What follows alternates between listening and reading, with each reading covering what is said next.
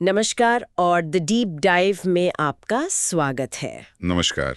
आज हमारे पास खबरों का पूरा मसाला है और हम एक बड़े सवाल का जवाब ढूंढने की कोशिश करेंगे कि बॉलीवुड का दर्शक असल में चाहता क्या है। हाँ, मतलब एक तरफ बॉर्डर 2 जैसी फिल्में हैं जो पुरानी यादों पर चल रही हैं और दूसरी तरफ धुरंधर जैसा एक नया तूफान है। ये तूफान तो दुनिया भर में छा गया है। बिल्कुल। तो सवाल ये है कि दर्शक को जानी पहचानी आरामदायक कहानियां चाहिए या कुछ बिल्कुल नया और धमाकेदार। आज की हर खबर को इसी तराजू पर तौल कर देखते हैं। तो अपनी कॉफी उठाइए क्योंकि बॉलीवुड की हलचल में एक गहरी डुबकी लगाने का वक्त हो गया है। चलिए शुरुआत करते हैं बॉक्स ऑफिस के सबसे बड़े खिलाड़ी से। रणवीर सिंह की धुरंधर क्या कमाल की कामयाबी है। कमाल तो शायद छोटा शब्द है, ये तो एक ग्लोबल सेंसेशन बन गई है। हाँ, भारत में तो चली ही, लेकिन नेटफ्लिक्स पर यह दुनिया में सबसे ज्यादा देखी जाने वाली फिल्म बन गई। पाकिस्तान, बांग्लादेश, खाड़ी देशों, मतलब हर जगह नंबर 1। हर जगह। यही तो सोचने वाली बात है। ऐसा क्या था इस फिल्म में जिसने मतलब भाषा और सरहदों की दीवारें ही तोड़ दी। देखिए, ये कहना कि कहानी में यूनिवर्सल अपील थी, ये तो बहुत आसान जवाब हो जाएगा। हाँ बिल्कुल। मेरे ख्याल से इसका राज एक्शन में था। जबरदस्त स्टाइलिश एक्शन। एक ऐसी भाषा है जिसे सबटाइटल की जरूरत नहीं पड़ती। सही बात है। और साथ में एक मजबूत इमोशनल कहानी थी। हाँ वो बाप बेटे का रिश्ता। हाँ। इन दोनों चीजों ने मिलकर इसे एक ऐसा पैकेज बना दिया जो कहीं भी किसी के भी साथ कनेक्ट कर सकता है। और इसी कनेक्शन को भुनाने के लिए मेकर्स पूरी तरह तैयार हैं। माँ धुरंधर द रिवेंज का सीक्वल अनाउंस हो चुका है। और खबर है कि रिलीज से पहले ही 245 करोड़ की डील हो गई है। हाँ, लेकिन ये 245 करोड़ का आंकड़ा जो है ना, उसे थोड़ा समझने की जरूरत है। अच्छा, क्या ये सभी राइट्स की डील है? मतलब थिएट्रिकल, डिजिटल, सैटेलाइट, म्यूजिक, सब कुछ? ये तो क्लियर नहीं है। या सिर्फ स्ट्रीमिंग राइट्स के लिए? अक्सर हेडलाइंस में बड़े नंबर उछाल दिए जाते हैं, लेकिन असलियत थोड़ी ज्यादा कॉम्प्लिकेटेड होती है। सही पॉइंट है। ये दिखाता है कि फिल्म बनाना अब सिर्फ आर्ट नहीं, एक बहुत बड़ा बिजनेस बन गया है। और बिजनेस की बात करें तो फ्रेंचाइजी से बड़ा कोई बिजनेस नहीं। चलिए तो फिर स्पेक्ट्रम के दूसरी छोर पर चलते हैं, जहां धुरंधर जैसा नया तूफान नहीं बल्कि एक जाना पहचाना एहसास है। बॉर्डर 2। बॉर्डर 2 एकदम सही। बॉर्डर 2 वो आरामदायक खाना है जिसे दर्शक आंख बंद करके पसंद कर रहा है 16 दिन बाद। टिकी हुई है। हाँ, बॉक्स ऑफिस पर टिकी हुई है। ये फिल्म नॉस्टैल्जिया की ताकत का सबसे बड़ा सबूत है। पहली बॉर्डर एक पूरी पीढ़ी की यादों का हिस्सा है ना? बिल्कुल। और इसमें वरुण धवन की ओपनिंग पावर की भी खूब चर्चा हो रही है।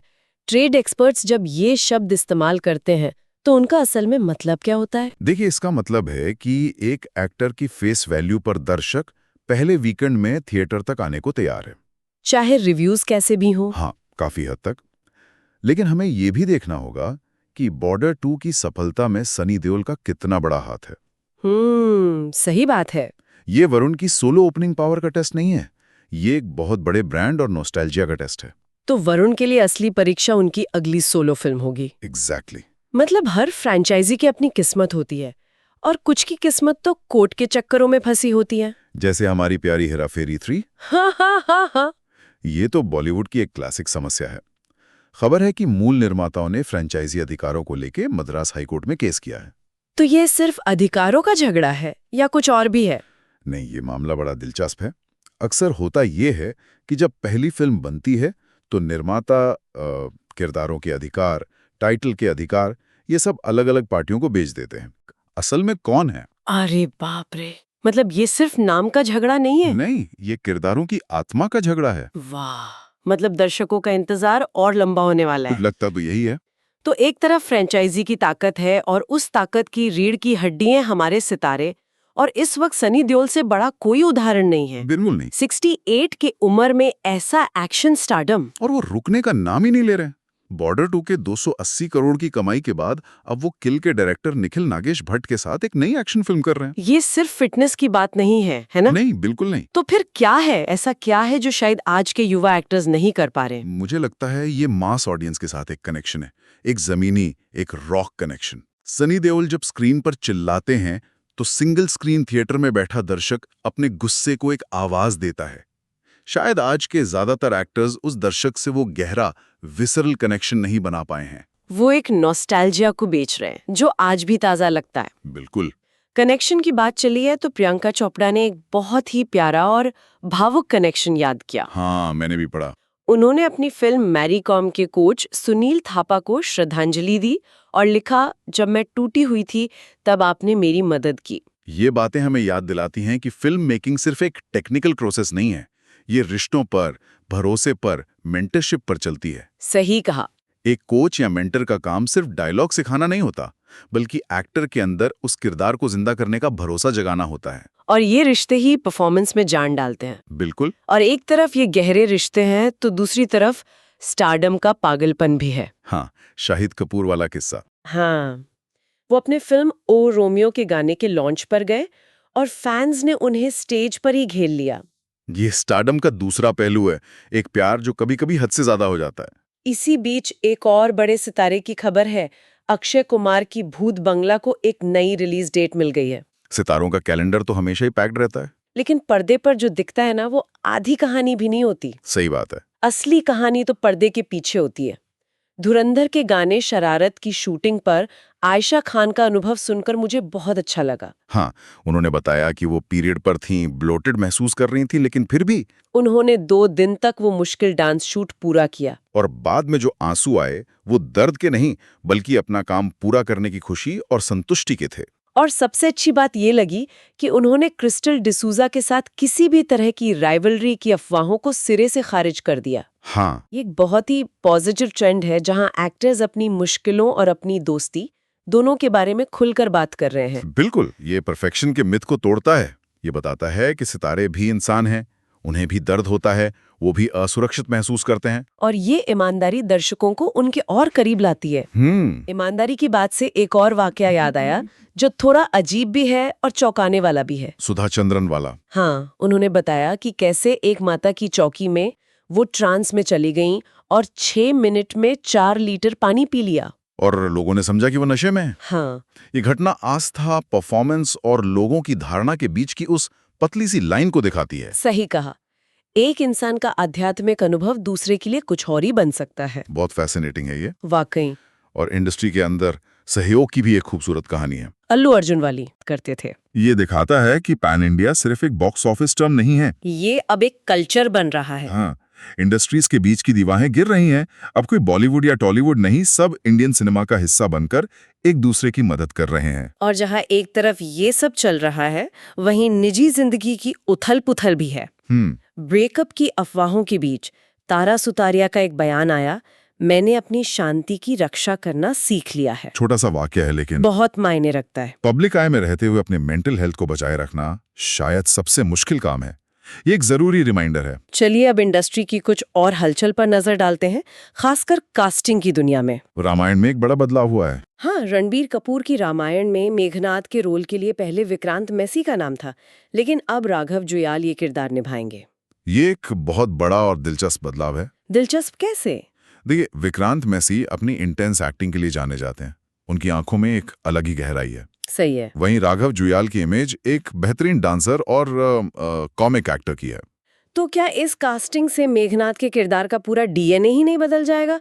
मतलब क्या ये उसे थोड़ा हल्का नहीं बना देगा? ये एक बड़ा रिस्क है, लेकिन शायद यही मेकर्स का इरादा हो। अच्छा, हो सकता है वो मेघनाद को सिर्फ एक क्रूर विलन की तरह नहीं, बल्कि एक ज्यादा कॉम्प्लेक्स, शायद थोड़ा एरोगेंट लेकिन कैरिज्मेटिक किरदार की तरह दिखाना चाहते हो। ये भी हो सकता है। राघव के आने से किरदार में एक अलग तरह की एनर्जी आएगी। अब ये देखना होगा कि वो इस उम्मीद पर खरे उतरते हैं या नहीं। दबाव बहुत ज्यादा होगा। दबाव की बात करें तो एक फिल्म ऐसी है जिसने 20 साल पहले हर दबाव को तोड़कर इतिहास रच दिया था। रंग दे बसंती। रंग दे बसंती के 20 साल पूरे हो गए हैं और पूरी कास्ट का एक साथ आकर जश्न मनाना देखना बहुत खास था। ये फिल्म सिर्फ एक फिल्म नहीं, एक आंदोलन थी। 2 दशक बाद भी ये फिल्म इतनी रेलेवेंट क्यों लगती है? इसकी असली लेगेसी क्या है? देखिए, ये कहना कि इसमें दोस्ती और देशभक्ति थी, ये तो सब जानते हैं। हाँ। पर मेरे ख्याल से इसकी विरासत दोहरी है। एक, इसने पोलाइट पेट्रियोटिज्म की जगह एंग्री पेट्रियोटिज्म को मेन स्ट्रीम में लाया। क्या मतलब? ये पहली फिल्म थी जिसने युवाओं के गुस्से को सिस्टम के खिलाफ एक आवाज दी और कहा कि सवाल पूछना भी देशभक्ति है। सही बात है। और दूसरा, इसका नॉन लीनियर नैरेटिव और AR रहमान का रॉक इन्फ्यूज्ड संगीत, इसने बॉलीवुड के साउंड और कहानी कहने के तरीके को हमेशा के लिए बदल दिया। ये एक कल्चरल शिफ्ट था। पुरानी यादों की बात चली रही है तो एकता कपूर ने अपने पिता जितेंद्र के नाग वाले किरदार का एक पुराना क्लिप शेयर किया।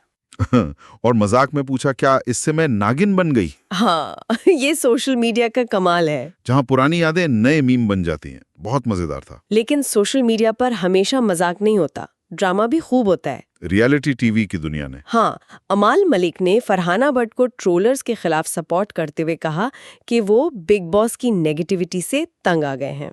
और वहीं बिग बॉस 9 के सुयश राय ने नए शो द 50 को चिड़ियाघर जैसा बता दिया। ये रियलिटी टीवी का एक डार्क साइड दिखाता है ना? बिल्कुल। शो खत्म हो जाता है लेकिन उसका असर, ट्रोलिंग और नेगेटिविटी वो कंटेस्टेंट्स की जिंदगी में महीनों तक बनी रहती है। शो से मिली 15 मिनट की फेम की कीमत बहुत भारी हो सकती है। चलिए इस भारीपन से निकलकर कुछ हल्की फुल्की खबरों की तरफ चलते हैं। स्टाइल और संगीत की दुनिया में क्या चल रहा है? कृति सेनन ने मनीष मल्होत्रा के शो में रैंप वॉक किया और उनका एलिगेंट अंदाज काफी तारीफें बटोर रहा है। और एक बहुत ही प्यारा जेस्चर नोरा फतेही की तरफ से देखने को मिला। हाँ, उन्होंने अपने जन्मदिन पर पेपराजी को केक खिलाया।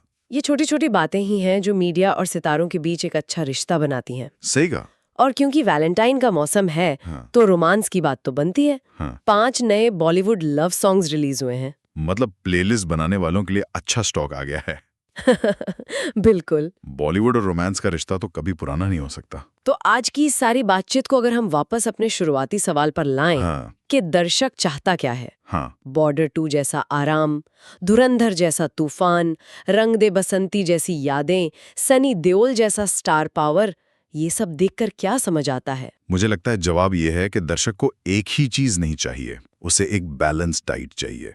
अच्छा। कभी वो घर का बना आरामदायक खाना यानी बॉर्डर 2 चाहता है, तो कभी वो एक नया एग्जॉटिक रेस्टोरेंट यानी धुरंधर ट्राई करना चाहता है। और कभी-कभी वो पुरानी रेसिपी को याद करना चाहता है जिसने उसके टेस्ट को हमेशा के लिए बदल दिया, जैसे रंग दे बसंती। बिल्कुल। शायद बॉलीवुड की सफलता का राज इसी संतुलन में है, पुराने को सम्मान देना और नए को मौका देना।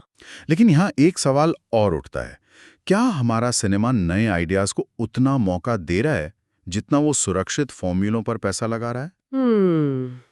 ये एक सोचने वाली बात है। शायद अगली बार इस पर बात की जाए। जरूर।